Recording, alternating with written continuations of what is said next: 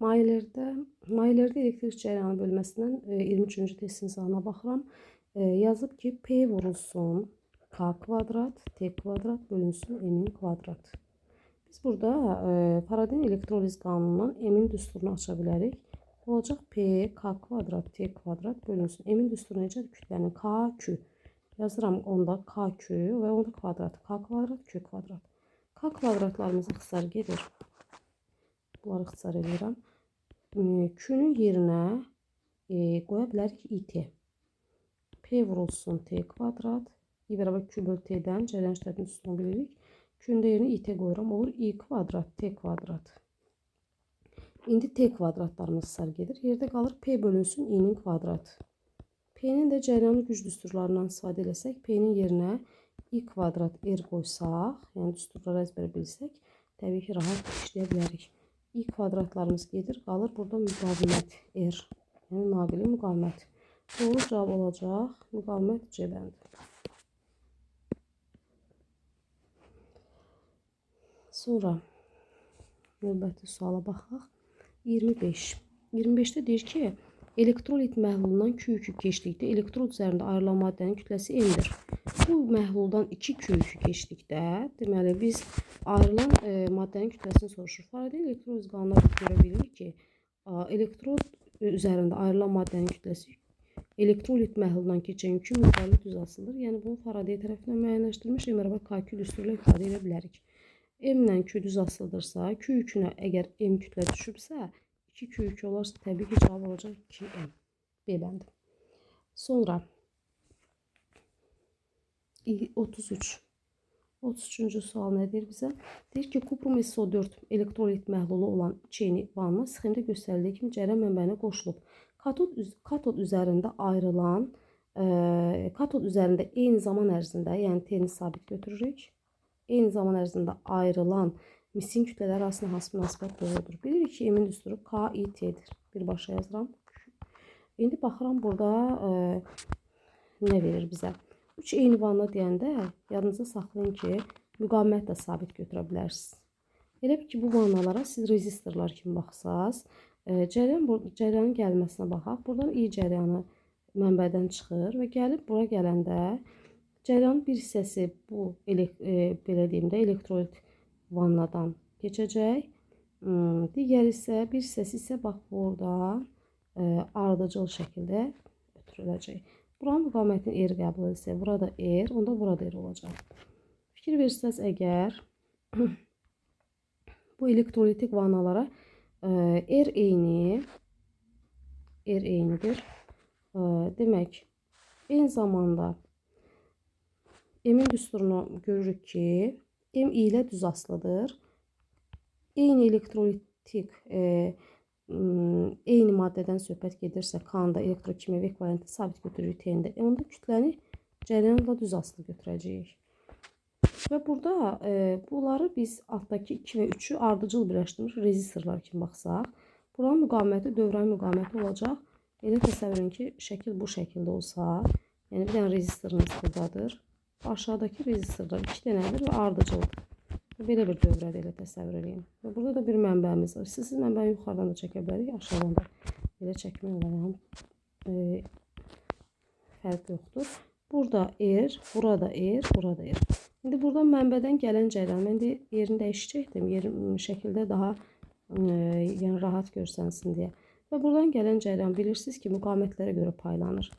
Yuxarıdan keçən cəryan İdirsə və yaxud da ki, İdirsə, aşağıda naqillər ardıcıl birləşib 2R-dir. Buranın müqaviməti 2R olacaq. 2R-dən ondan daha az cəryan keçəcək. Yəni I bölü 2 cəryanı keçəcək. Və yaxud da yuxarı 2 idirsəm, aşağı I deyə bilərəm. 2 dəfə fərqlənir. Onda belə çıxır ki, buradan keçən cəryan daha çoxdur. Aşağıdakindən 2 dəfə çoxdur. Onda belə çıxır ki, toplanan maddənin kütləsi də burada daha çox olacaq. Yəni burada 2-dir, 2M-dir və yaxud da belə deyə bilərik. Bura isə M qədər kütlə düşəcək. Və doğru cavabı seçirəm. M2 ilə M3 bir-birinə bərabərdir. Və birinciyə daha çox demək maddə toplandığına görə, bu da cəryana görədir belədir. Onda və onu 2-yə bölməliyəm ki, aza bərabər olsun. Doğru cavab olacaq D. Sonra növbəti suala baxıram. 34. 34 demək olar ki, buna bənzər bir testdir. Sadəcə olaraq yenə də buna da bir ayrıca baxaq. Demək, yenə də cərəyan buradan mənbədən gəlir və burada gördüyünüz kimi 1 və 2-yə yenə də rezistorlar kimi baxsaz, elə təsəvvür edin ki, bu mənbəniz, burada bir rezistorunuz və görürsünüz cərəyan burada budaqlanıb, 2 hissəyə ayrılıb, bir bu vannadan keçəcək, bir də buradan. Burada budaqlama varsa elə təsəvvür edin ki, bunlar paralel birləşib. Paralel birləşmiş rezistorlar kimi baxarsınız. Və bu isə onlara, bu üçüncü isə onlara ardıcıl. Deməli, bura 1 yazıram, buna 2, buna üçüncü rezistor. İndi yenə də eyni vannadır. Erlər eyni götürəsiniz. Er. Bunda da er, bunda müqamətli er, bunda er götürək.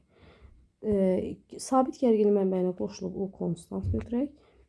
Eyni zamanda T konstantdır. Yenə də M-in düsturu KIT. İndi yerinə U bölər qoysaq, erlər eyni olduğuna görə İlər də eyni götürə bilərik.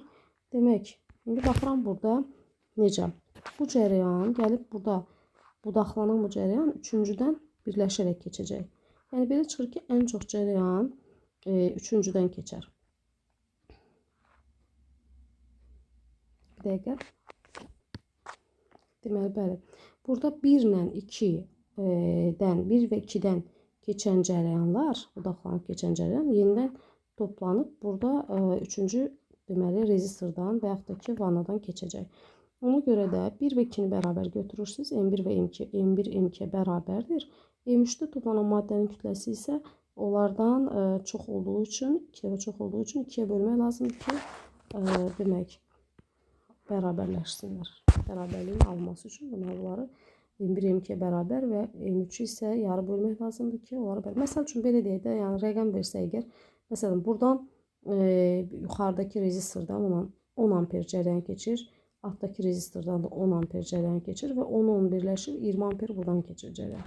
İndi mən 10 bərabərdir, 20 bölü 2 yazmalıyam ki, yəni doğru bərabərlik alınsın. Ona görə də bunu belə qeyd edə bilərsiniz. Növbəti suala da baxaq. 34-35. Deyir ki, eyni elektrolitik məhlulu olan vanna ardıcıl birləşdirilir. Buradan görünür ki, sabitdir. Birinci vannada natrium xlor, ikinci vannada argentium nitrat. Burada biraz kimya biliklərimiz olmalıdır. Elektroliz zamanı birinci vannada, yəni M1 bərabərdir 11,5 qram natrium ayrıldığını bilərək, həmin deməli, müddətdə T sabitdir, T konstant. İkinci vannada ayrılan gümüşün kütləsi M2 bərabərdir sual. Yəni, bunu da argentium yazaq. Və burada siz valentlik bilməlisiniz. Valentlik kimyəvi element atomunun özünə başqa atom birləşdirmə qabiliyyətidir. İndi burada fikir versəz, natrium xlorda, burada natriumun valentliyi 1'dir. Eyni zamanda argentium nitratda da gümüşün valentliyi 1'dir. Yəni, bunu siz kimyadan bilirsiniz. Yəni, burada bir dənə NO3 birləşdirib ona görə. Burada da bir dənə xlor birləşdirib ona görə. Demək, indi gəlin yazaq. Düsturumuz necə idi?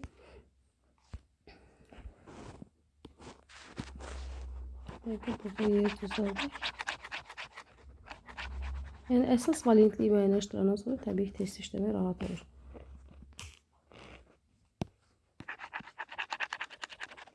Düsturumuz necə idi? M bərabər K küp. M bərabərdə yazıram. M bərabərdir K küp və ya KIT. Bir dəqiqə, eyni vanna ardıcıl birləşdiyi üçün, yəni buradan eyni sabit götürürəm. İ sabit. Sayını açmaq lazımdır. Çünki ekvivalent asılıdır molyar kütlədən, yəni maddə növündən 1 bölü YNA düsturumuz M bölünsün NIT'dir. Sabitləri dairəyə alaq. YNA Faraday sabiti sabitdir. Valentli ikisində də 1 oldu sabit götürürəm. IT də sabitdir. Qalır burada kütlə ilə molyar kütlənin düz asılı.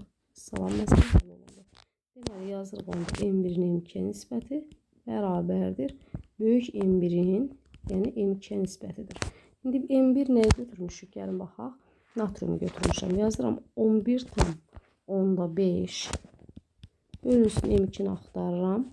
M1 natriumdur 23 bölünsün 108. Bunları ixtisar edirəm. 11,5 ilə 23 ixtisar gedir 2. 108 ilə də ixtisar gedir 2. 54. M2 bərabərdir 54 qram. Doğru cavab olacaq. 45-ci suala baxıram. 3 müxtəlif elektrolit məhlulu üçün elektroliz nəticəsində elektrodda ayrılan maddənin kütləsinin elektrolitdən keçən yükü miqdarına, yəni Q-dən asılı qrafiki verilmişdir. Hansı münasibət doğrudur? Siz burada ən rahat yol, əslində bilirsiniz ki, K M bölü Q-yə görə nə M-dən, nə Q-dən asılı deyil. Deyə bilərsiniz ki, burada K-ların hamısını bərabər götürüm. Xeyr. Biz burada K1, K2, K3, yəni görürsünüz, ayrı-ayrı xətlərin üzərindədir. Bunlar ayrı-ayrı maddələrdir. Ayrı-ayrı, yəni maddələrin elektrokimyəvi ekvivalentləri verir. Siz burada ən gözəl yol, yəni bunların birini, kəmiyyətin birini sabitləyib, digərləri arasında münasibət yaratmaqdır. Mən də görürsünüz, xətlərini birləşdirib, xətlərdən bir dənə perpendikulyar Q-yə xət çəkdim ki, Q-nü sabitləyim ki, yəni 2 dəyişənli olmasın. Başqa yolla da getmək olar, amma yəni bu daha qısadır. Mən düşünürəm ki, belə daha rahat başa düşərsiniz. Q sabitdirsə, M ilə K necə asılıdır? Düz. Ona görə də M-ə yaxın olan K ekvivalent daha böyük olacaq. K1 böyükdür K2, çünki M-lə düz asılıq. M-ən böyük olan K1 böyükdür K3. Yəni 1, 2, 3 B bəndi olacaq. Başqa yolla yanaşsaq biz buna. K-M'in Q-yə nisbət tangens alfa. Tangens artan funksiyadır. Böyüyə böyük, kiçiyə kiçikdir. Ən böyük K1'dir, sonra K2'dir, sonra K3'dür. Bu cürdə yanaşa bilərsiniz. 2, 3 və belə. Vəssalam. Doğru cavab olacaq. Yenə də